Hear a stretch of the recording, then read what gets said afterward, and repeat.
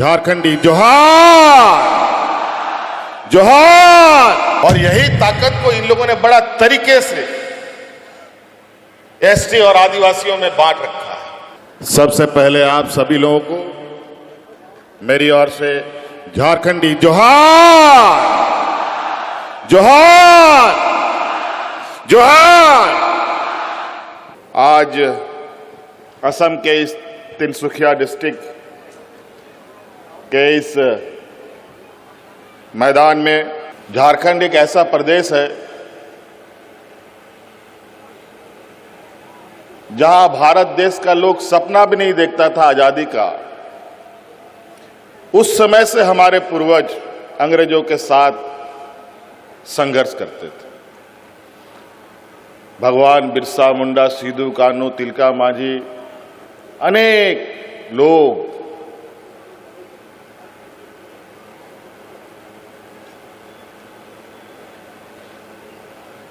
हमारे पीढ़ियों को बचाने के लिए, हमारे जल जंगल जमीन को बचाने के लिए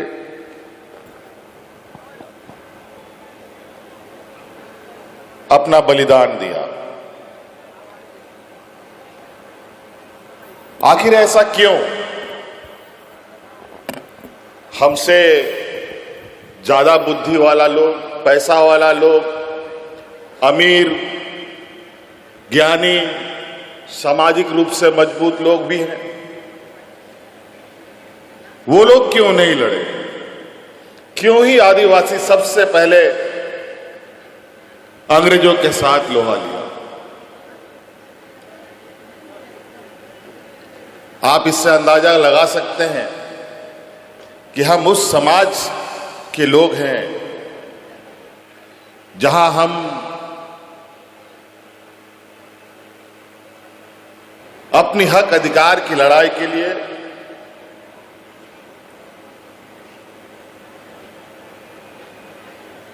हमेशा संघर्ष किया है।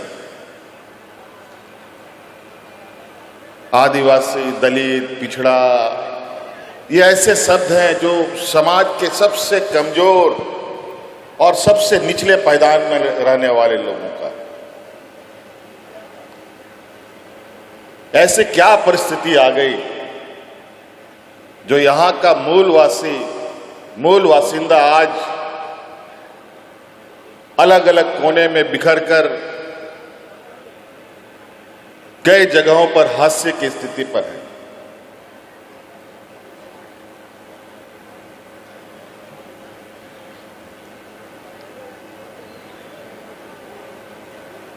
देश आजाद हुए 75 साल हो गए।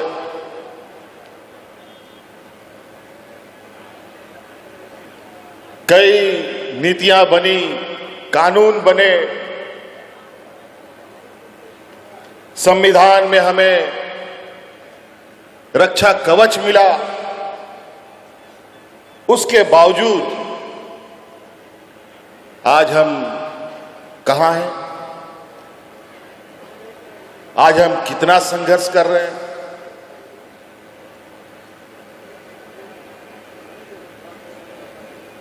ये आप बहुत बेहतर तरीके से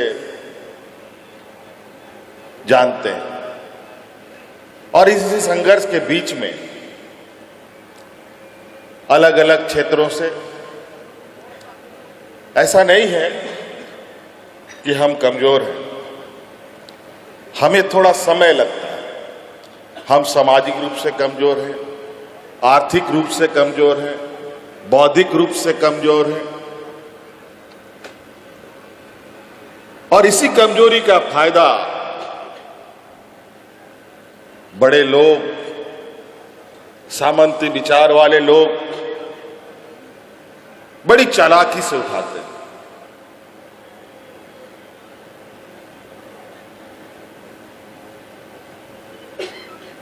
आदरणीय दिसोमगुरु शिबू सोरेन जी आज हमारे बीच में नहीं है। जब उन्होंने अलग राज्य की परिकल्पना की तो बाजार का लोग हंसता था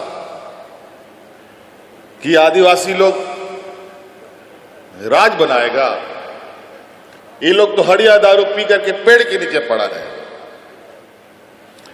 आज सच्चाई पूरे देश के सामने है। 2000 ईस्वी में अलग राज बन गया।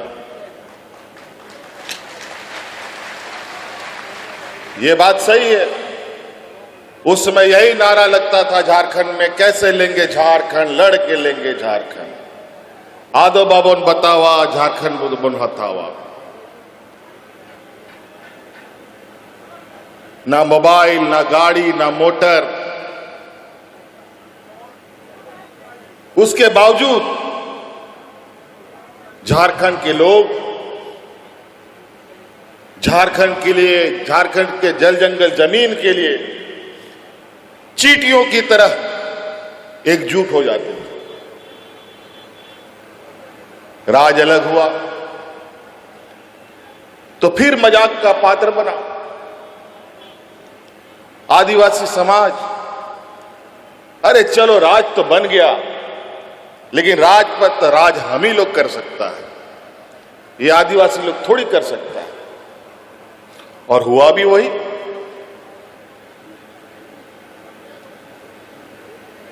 हम लोगों को तो राज लेना था। हमारे अग्रणी नेताओं ने सोचा कि राज अलग होगा,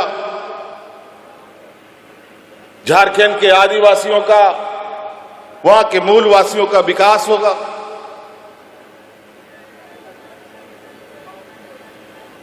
राज अलग करने में कौन कितना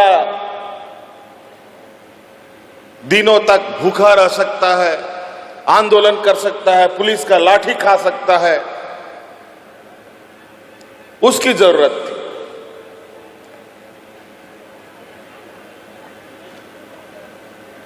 और नतीजा ये हुआ कि हम सब लोगों का विधायक कम और हमारे विरोधियों का विधायक लोग ज्यादा बन गया।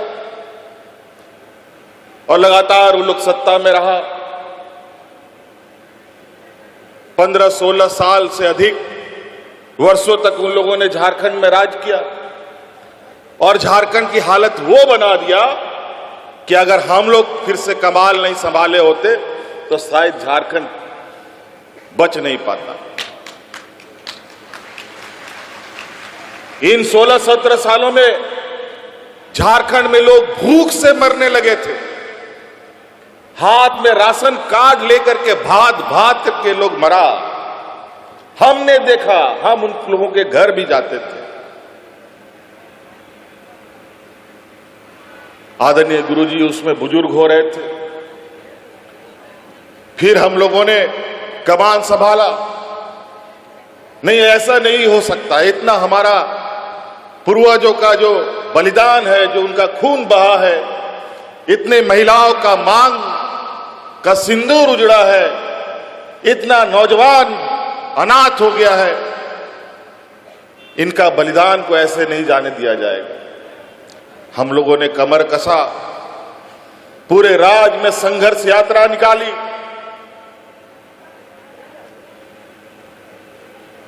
एक एक गांव, एक एक घर, टोला मोहल्ला तक हम लोग गए, लोगों को जगाने के लिए कि राज्य को बचाना है।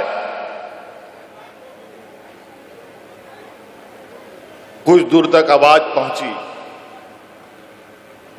और बहुत मजबूत नहीं, थोड़ा कमजोर ही सही, सत्ता हम लोग के हाथ में आई। उसके बाद फिर हम लोगों ने जो 5 साल के अंदर जो वहां के आदिवासी, वहां के मूलवासी, जिनके पास जो लोग कभी ना शहर देखा, ना ब्लॉक देखा, ना डीसी, एसपी, सीओ, किसी को नहीं जानता, ऐसे लोगों तक हम लोग की आवाज जाने लगी, हमारी योजनाएं जाने लगी।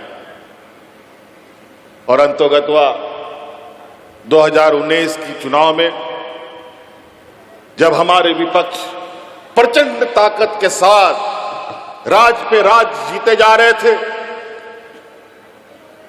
राज के नेताओं को डरा धमका करके ईडी सीबीआई करके जेल में ठूसा जा रहा था, हमारा भी बारी आ गया। हमारे राज में भी उन लोग धमक पड़े, पूरे कार्यकाल एन केन प्रकारेण सरकार गिराव अभियान चला, लेकिन हम लोगों ने भी मजबूती से मोर्चा संभाल रखा था। कई बार कोशिश हुई, जब जब उन लोगों ने कोशिश किया उनको मुंह की खाने पड़ी। और आज 2019 में वही झारखंड की जनता ने इतना बहुमत दिया कि आज तक उतना बहुमत के साथ कोई भी सत्ता में नहीं आया था।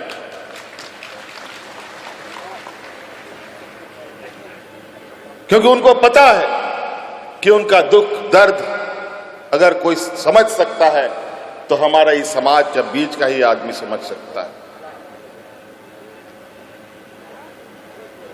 जो उनके तकलीफों को देखा हो, समझा हो, झेला हो। आज जिस अंग्रेजों के साथ हमारे पूर्वज लड़ाई लड़ते थे, संघर्ष करते थे, और जो अंग्रेज हम लोग को गुलाम बना करके बंधुआ मजदूरों के तरह हम लोग के साथ व्यवहार करता था, आज उन अंग्रेजों के बगल में हमारा नौजवान जब बैठ करके उसके साथ पढ़ाई पढ़ा, बड़ी शिक्षाएं ले रहा है। कभी ऐसा भी था और आज भी ये दंश है, हम अपने ही देश के अंदर ज्यादा जुल्म देखते हैं। आज भारत देश में हम लोग हैं, लेकिन ये असम में, असम की स्थिति देखिए। भारत देश में रहते हुए हमारे यहां के आदिवासी अपना हक अधिकार, अपना मान्यता के लिए संघर्ष कर रहा है।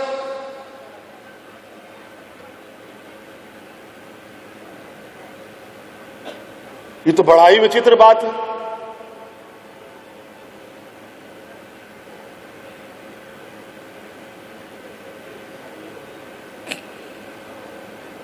ये ऐसी विडंबना शायद बड़ा ही दुर्भाग्य है कि आज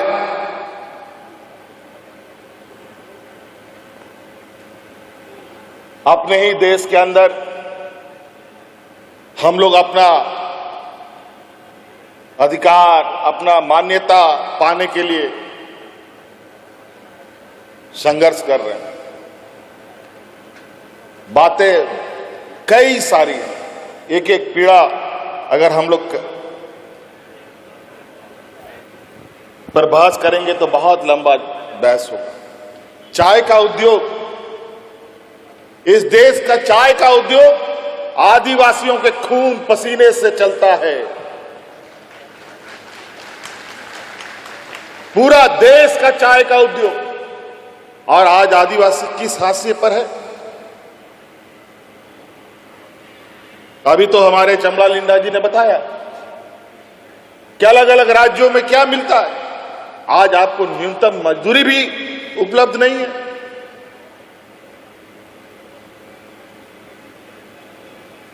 और ये लोग आदिवासियों के हितैषी कहते हैं।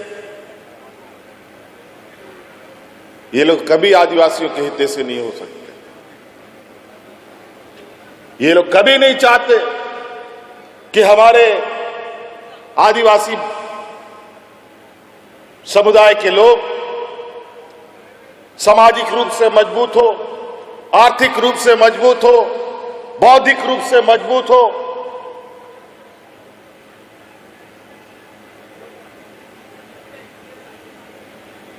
अगर हम बौद्धिक रूप से, आर्थिक रूप से बौद्धिक मजबूत होने लग गए तो हम अपनी हक अधिकार की बात करेंगे, हम अपने जल जंगल जमीन की बात करेंगे, हम उनसे बहस करेंगे। हम बहस ना कर पाए, इसीलिए अलग अलग तरीके से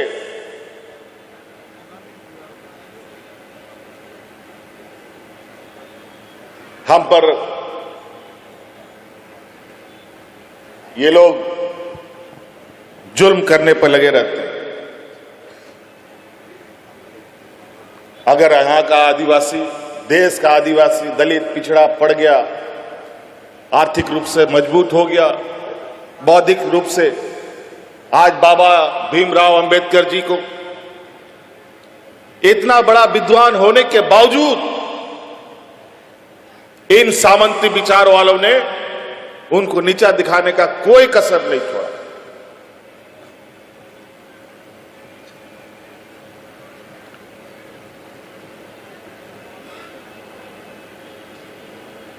अगर आज हम लोग का समाज मजबूत होगा तो उसके घर में बर्तन कौन मांजेगा, उसका गाड़ी का ड्राइवर कौन बनेगा, घर में मालिक कौन करेगा।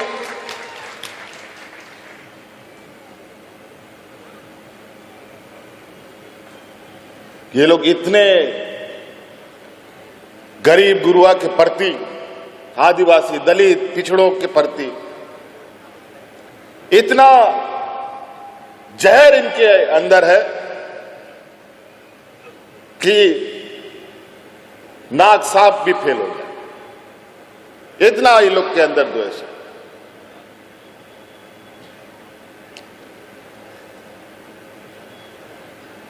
और अपने राजनीतिक लक्ष्य को साधने के लिए पूरे देश के अंदर एक ऐसा माहौल खड़ा कर रखा है, सबको एक दूसरे से लड़ाकर। और अभी तो चुनाव है, अभी बंगला और मुसलमानों के पीछे पड़ा।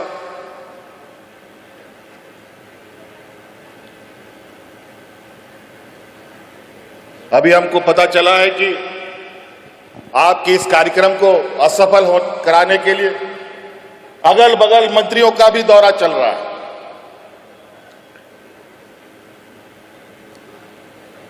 लेकिन हम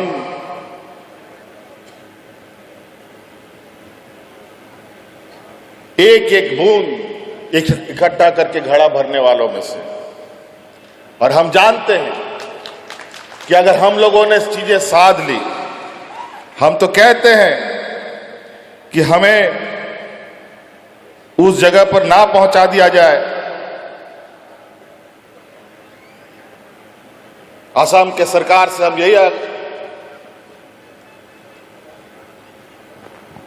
कहना चाहते हैं कि आदिवासी समाज बहुत ही स्वाभिमानी समाज, अगर आपने मजबूर किया तो भगवान बिरसा मुंडा की धरती के संतान है, कभी भी विद्रोह का रास्ता उठ सकता है और उसमें कोई पीछे नहीं रहेगा। और जरूरत पड़ेगा तो आसाम के आदिवासियों को मदद करने के लिए पूरा झारखंड का आदिवासी आकर के आपके बीच में आ जाएगा।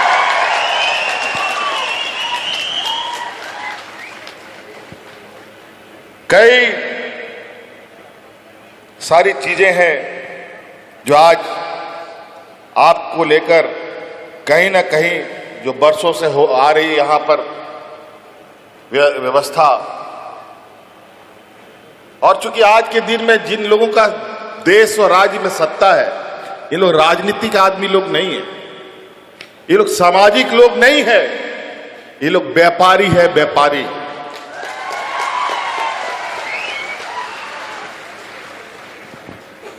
एक बहुत बड़ा विद्वान व्यक्ति था, चाणक्य, नाम सुना है ना?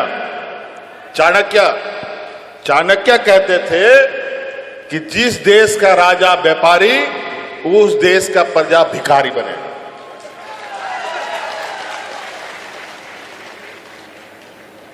आज देश की अर्थव्यवस्था का जो हालत है,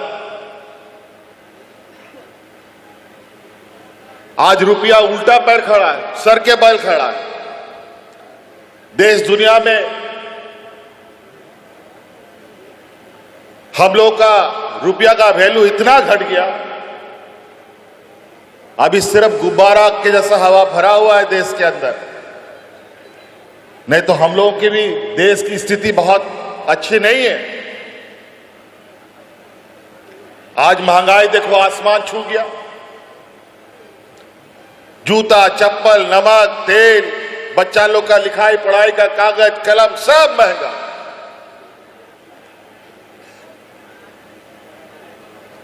महंगाई कम करने के नाम पर ये लोग सत्ता में आए थे, लेकिन कम क्या करेंगे? महंगाई आसमान बेलगाम घोड़े की तरह चल रहा है। याद कीजिए वो दिन, ये लोग सत्ता में कितना झूठ बोल के आया था। सबके खाता में 15 लाख आएगा, आया क्या? बल्कि जितना घर में पैसा था नोटबंदी करके सब निकाल के लेके चला गया।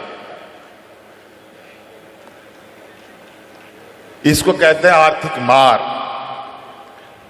और आर्थिक किसी भी घर का रीढ़ का हड्डी होता है। किसी भी आदमी का अगर रीढ़ का हड्डी निकाल दीजिए तो खड़ा नहीं हो पाएगा, गिर जाएगा धड़ाम से। यही नोटबंदी, जीएसटी, महंगाई उसी का कारण है कि आपके जेब में 1 रुपया भी ना बचे। और ऐसे ऐसे कानून बनाते हैं जिस कानून के माध्यम से आपको पता भी नहीं चलता है कि आपका पैसा कहां से कहां चला गया। गरीब गुरुआ के लिए तो खैर फर्क ही क्या पड़ता, उसको तो रोज कमाना है, रोज खाना है। अगर वो एक दिन मेहनत नहीं करेगा तो उसका घर का चूल्हा नहीं जलेगा।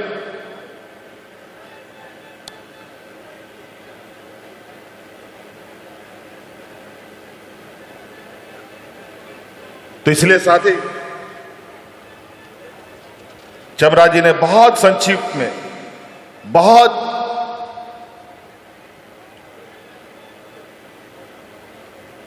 बड़ी बड़ी बातें कही। हम लोगों का एकजुटता ही हमारी ताकत है और इस देश का भी ताकत यही था। अलग अलग समाज, अलग अलग रंग भेद का लोग इस देश में रहता है, हिंदू, मुस्लिम, सिख, ईसाई, सब लोग एक साथ रहता था। और यही ताकत के बदौलत भारत देश एक अलग पहचान रखता था। दुनिया इस ताकत का लोहा मानता था। लेकिन आज वर्तमान व्यापारियों ने हिंदू, मुस्लिम, सिख, ईसाई सबको अलग अलग कर रखा। जात धर्म का लड़ाई तो उसका पेटेंट फार्मूला है। आज के दिन में घर भाई भाई में लड़वाता है, आदिवासी को आदिवासी से लड़वाएगा, हिंदू को हिंदू से लड़वाएगा। अभी यूपीएससी वाला घटना आप सुन रहे होंगे सोशल मीडिया में।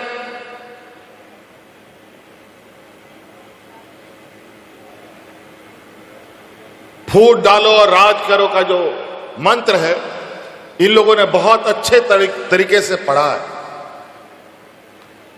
और इस मंत्र का काट एक ही है कि हमें एकजुट रहना होगा।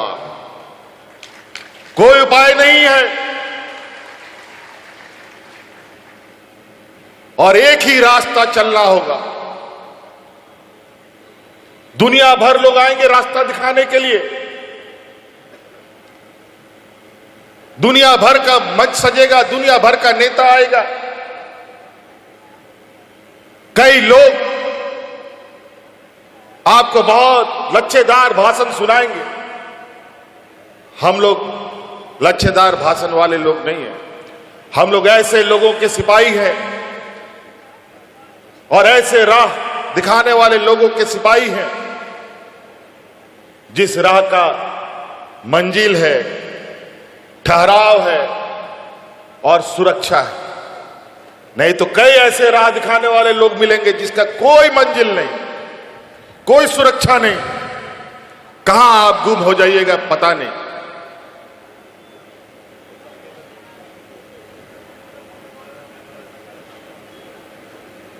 आज हम लोग इसीलिए एक स्वाभिमान और एक गर्व का इतिहास हमारा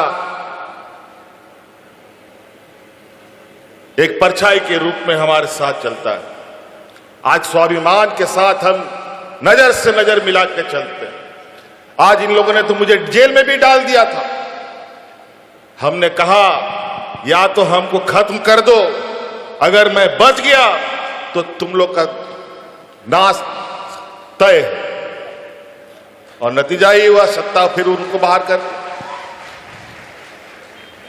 और आज आपका ये नौजवान भाई, बेटा, दोस्त जो भी आप कह लें, दुनिया का इतिहास है, पहली बार दुनिया का सबसे बड़ा वैश्विक मंच वर्ल्ड इकोनॉमिक फोरम जो स्विट्जरलैंड में हुआ, इस दुनिया का इतिहास में पहली बार एक नौजवान आदिवासी ने वहां अपना प्रतिनिधित्व किया।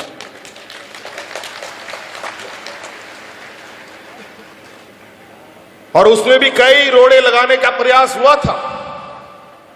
तो हमने कहा कोई बात नहीं, कितना रोड़े लगाओगे वो भी हम देखेंगे, आज नहीं कल सफलता तो मिलेगी ही मिलेगी। कई रोड़े लगे, कई पिछला हमको 5 साल तक तो देश से निकलने का कानूनी मनाही था।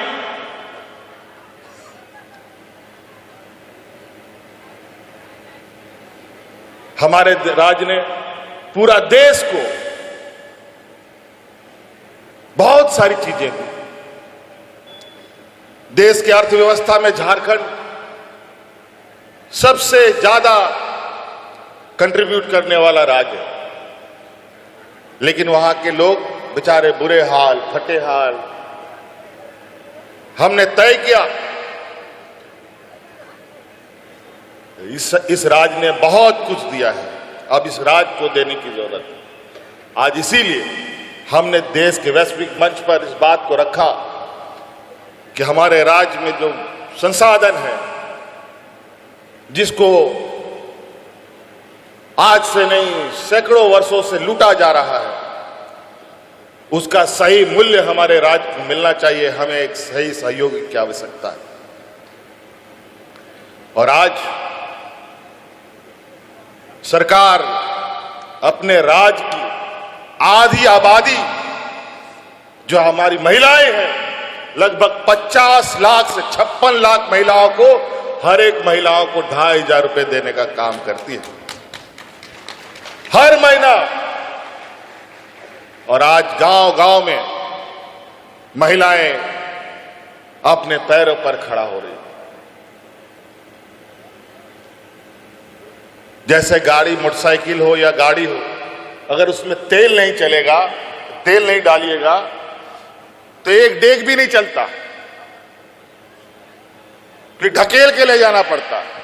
तो सोचिए मोटरसाइकिल हो या 4 चक्किया हो, उसको ढकेल के ले जाना कितना तकलीफ है। उसी तरीके से आज के इस जीवन में जेब में पैसा नहीं रहता है तो बुद्धि भी काम नहीं करता। कोई गरीब कमजोर परिवार भविष्य के बारे में कोई विचार नहीं कर सकता। वो सरकार भी काम करती है तो एक बजट उसका बनता है, उसके बाद काम करती है। सभी विभागों के लिए अलग अलग बजट होता है, तब काम होता है। आज हमने राज्य की आधी आबादी को एक बजट बना दिया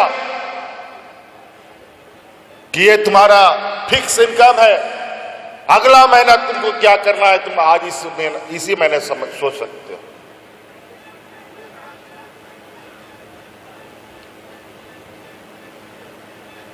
और आज हमारे इस योजना का कॉपी करके अलग अलग राज्यों में झूठा आश्वासन दे करके चुनाव जीतने का काम हमारे विपक्ष और भाजपा के लोग करते हैं।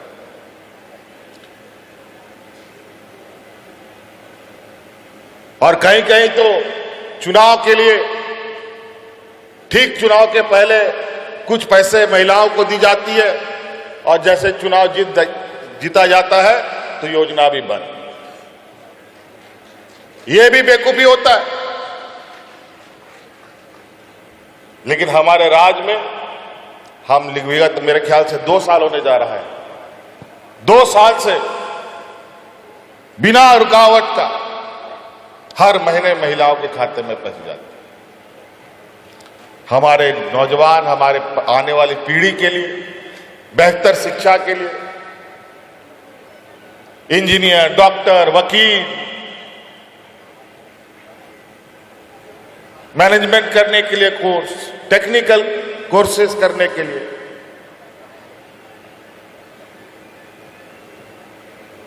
सरकार ने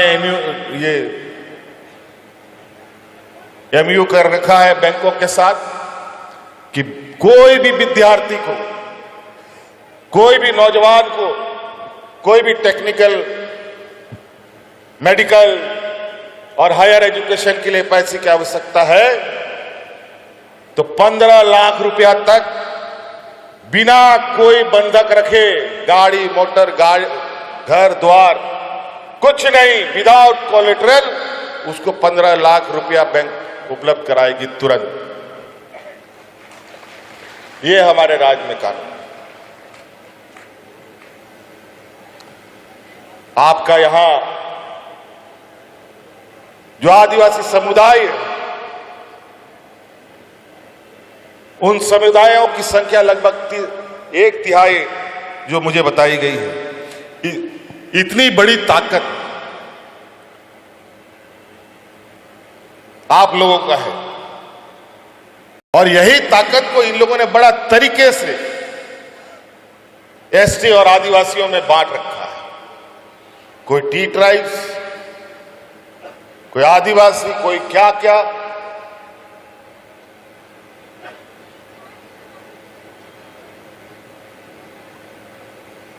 तो ये लोग, जो मैंने पहले कहा फूट डालो राज करो का फॉर्मूला बहुत अच्छे तरीके से पढ़ लिख के आए। आप ही के बीच में से लोगों को आपके विरोध में खड़ा कर देगा पैसा देके, क्योंकि पैसा जो ना कराए। पैसा एक ऐसा चीज है जो अच्छे अच्छे लोगों का मस्तिष्क हिला देता है, एजेंट बनाएगा लोगों को और हमारे समाज के बीच में लोगों को बिखेरने का काम करेगा। आज हमें मौका मिला आपके बीच में आने का और हम कोशिश करेंगे, जो आप लोगों की व्यथा है, जो आप लोगों की तकलीफ है, इस तकलीफ को खत्म करने के लिए थोड़ा जद्दोजहद करने की आवश्यकता है। और ऐसा नहीं है किसी समस्या का समाधान ना हो। हमने तो अपने पूर्वजों से, अपने पिताजी से यही सीखा, अगर आपने कोई भी कार्य ईमानदारी से करना प्रारंभ किया, वो काम निश्चित होता है। यहां तो कई उदाहरण है, लोग, अकेला व्यक्ति पहाड़ काट करके रास्ता बनाता है, अकेला व्यक्ति पत्थर तोड़ करके पानी निकालता है। कई देश में उदाहरण है।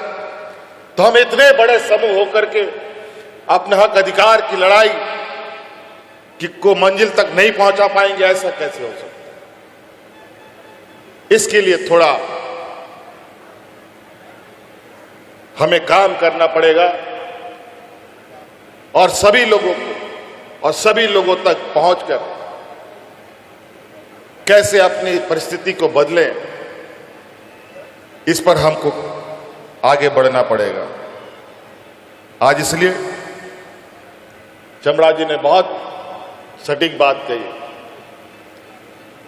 इसी मूल मंत्र के साथ हम लोग आगे बढ़ें और मुझे लगता है कि अभी तो आपके यहां चुनाव भी है, आगे विधानसभा चुनाव है।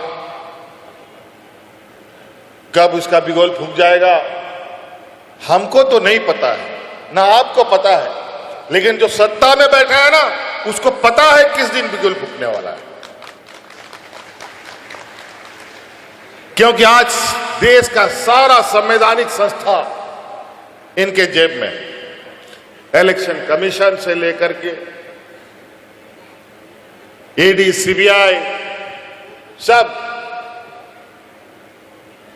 इनके जेब में। कई चुनावों को तो देखा आप लोगों ने, किस तरीके से ये वोट चोरी करने का काम करते हैं।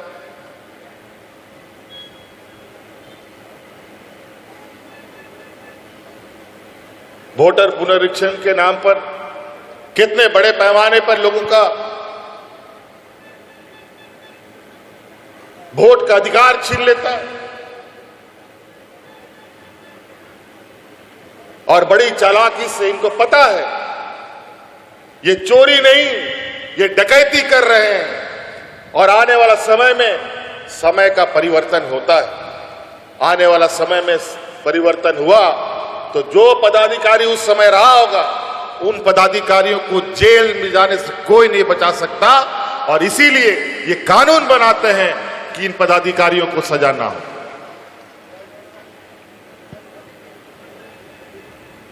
बड़ा विचित्र स्थिति है। आज गरीब गुरबा लोगों के लिए आने वाला समय बहुत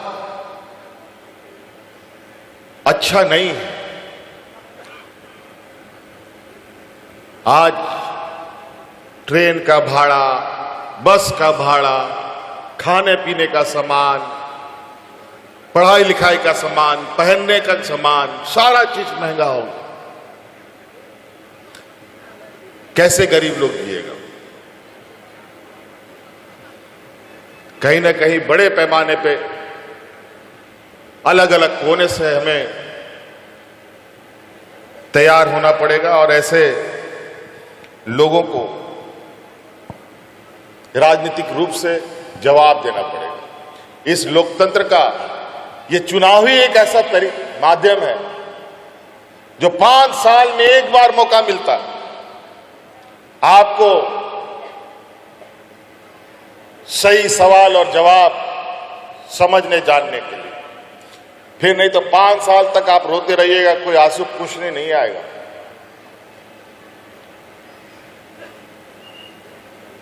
संविधान ने हर 5 साल में ये एक अधिकार हर एक गरीब गुरबा अमीर सबको दिया है और एक एक वोट इतना महत्वपूर्ण होता है कि एक वोट से आदमी कुर्सी में भी बैठ जाता है, एक वोट नहीं आने से कुर्सी से हट भी जाता है, हार भी जाता है। इसीलिए ये ताकत हम लोग का अचूक ताकत है। अगर हम लोगों ने इस ताकत को एक गठरी बना करके एक साथ रख लिया तो देश का कोई भी ताकत आ जाए उस गठरी को तोड़ना असंभव हो जाता है। हम लोग तो स्कूल में पढ़ा है, एक लकड़ी को तुरंत तोड़ देता है लोग, लेकिन वही लकड़ी 50 ठो लकड़ी एक साथ बांध दो तो उसको तोड़ना बड़ा मुश्किल। इसीलिए साथियों, आज आपके बीच में हमको आने का मौका मिला और कई दिनों से ये हमारा भी एक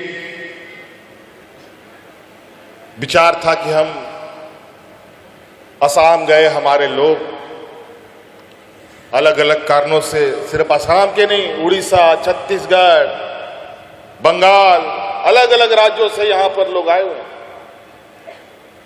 ये लोग एक दिन नहीं कई वर्षों से यहां रह रहे हैं। एक बहुत बड़ा घटना आपको हम बताना चाहेंगे।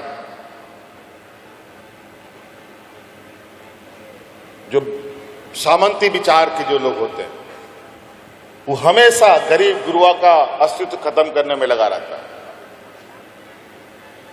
तो गरीब गुरबा कमजोर हम ही लोग हैं, आदिवासी, दलित, पिछड़ा लोग। एक घटना है जो ऑस्ट्रेलियाई लोग जो है, ऑस्ट्रेलिया का, ये लोग आदिवासी और अप्रवासी लोगों को जो वहां रेड इंडियन होता था अमेरिका में, उन सबको मरवा दिया। और ये सामंती विचार के भी लोग, हमारा खाना पीना बंद हो जाएगा तो ऐसे ही मर जाएगा सब आदमी, हड़िया दारू पी करके सब खत्म। लेकिन ऐसा नहीं है। आज कहीं ना कहीं आज मैं धन्यवाद देना चाहूंगा इस आशा समूह के सभी मान्य सदस्यों को कि इन लोगों ने बड़ी मेहनत करके संपर्क साधने का प्रयास भी किया और आदरणीय दिसोमगुरु शिबू सोरेन जी के निधन में भी कई लोग यहाँ से श्रद्धांजलि देने आए। मैं उनका भी बहुत बहुत शुक्रिया अदा करूंगा कि आप सब लोग भी आए और उसी समय से मेरा भी एक इच्छा था और मुझे अभी इन लोगों ने बताया कि आदरणीय गुरुजी भी यहाँ आप लोगों के इस संघर्ष में साथ देने के लिए आते थे।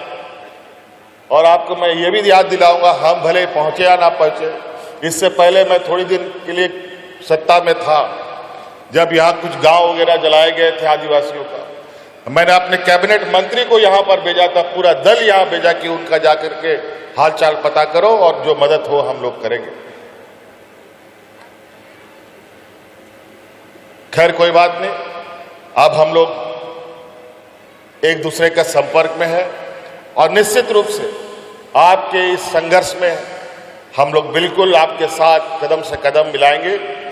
और आज नहीं कल असम में भी झारखंड जैसा बेहतर सूरज उगेगा और आदिवासी समाज इतनी मजबूत आवाज के साथ यहाँ उभरेगा कि आने वाले समय में दूसरे वर्गों को ये समझना पड़ेगा और मजबूर होना पड़ेगा कि असम को आदिवासी को आगे साथ लिए बगैर असम को चलाना संभव नहीं।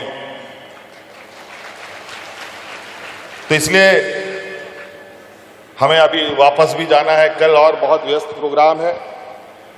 आप सब लोग, मुझे ख्याल से यहाँ 3-4 दिन से कार्यक्रम था, 3-4 दिन से आप लोगों का कार्यक्रम यहाँ चल रहा है और आशा करते हैं, उम्मीद करते हैं कि अगली बार जब यहाँ ये कार्यक्रम हो तो जो लोग आज घर में बच गए हैं वो भी आएंगे और इस आदिवासी समाज को और मजबूती प्रदान करने का काम करेगा। और इन्हीं बातों के साथ हम अपनी बातों को समाप्त करना चाहेंगे। आप सब लोगों का बहुत बहुत शुक्रिया, आभार, धन्यवाद। इन्हीं बातों के साथ पुनः आप सबको झारखंडी जोहार।